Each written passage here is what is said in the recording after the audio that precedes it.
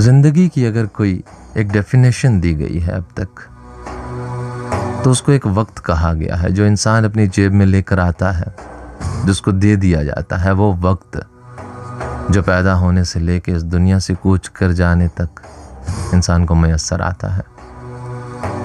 اور وقت سب جانتے ہیں کہ رکتا نہیں ہے، اس کو کیسے بروئے کار لانا ہے انسان نے، جس کو یہ بتا دیا گیا کہ وہ اشرف المخلوقات ہے،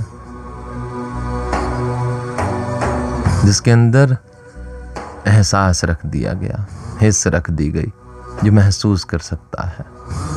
اکثر و بیشتر ہم اپنے روزمرہ کے عوامل میں اپنے اندر کی آواز سن کے بہت سے کام کیا کرتے ہیں، جس کو ہم یوں کہتے ہیں کہ دل چاہ رہا ہے یا دل نہیں چاہ رہا۔ وہ ہمارے اندر کی پکار ہوا کرتی ہے،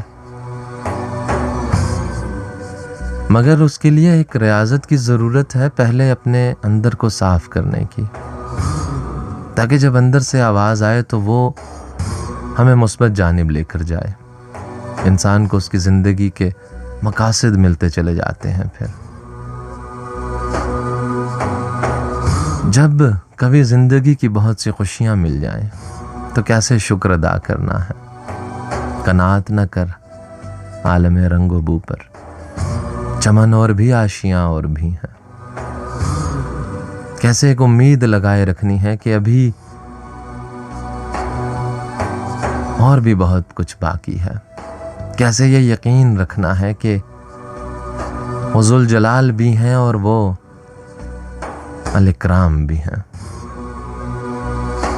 اور جب کبھی کوئی مشکل وقت آ جاتا ہے، کوئی ایک پریشانی آ جاتی ہے، اگر کھو گیا ایک نشیمن تو کیا غم، مقامات آہو فغاں اور بھی ہیں۔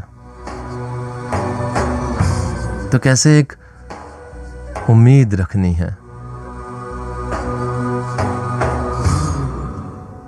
کیسے یقین رکھنا ہے اس وعدے پر کہ ہر مشکل کے ساتھ آسانی ہے۔ تو پھر وہ انسان جو یہ کہا کرتا ہے کہ ہم بارگاہ ناز میں اس بے نیاز کی پیدا کیے گئے ہیں شکایات کے لیے، اس کو ایک اطمینان مل جاتا ہے، ایک سکون مل جاتا ہے، یوں لگتا ہے کوئی ڈھارس بندھا رہا ہے۔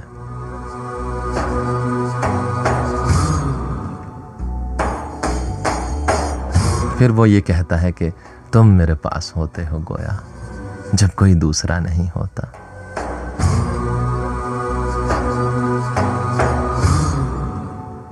پھر وہ یہ کہتا ہے کہ میرے محبوب تیری پردہ نشینی کی قسم، میں نے اشکوں کی قطاروں میں تجھے دیکھا ہے۔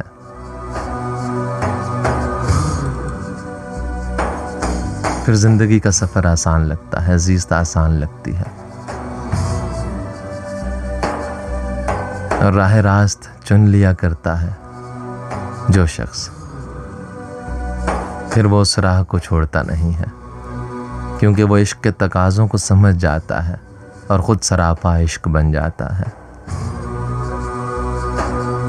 جو انسانوں میں آسانیاں بانٹتا ہے، انسانوں میں محبت بانٹتا ہے، وہ محبت جس کے معنی وہ خود سمجھ چکا ہے، وہ مقصد جو اس کو دے کر اس دنیا میں بھیجا گیا وہ سمجھ چکا ہے، اور کوشش ہوا کرتی ہے کہ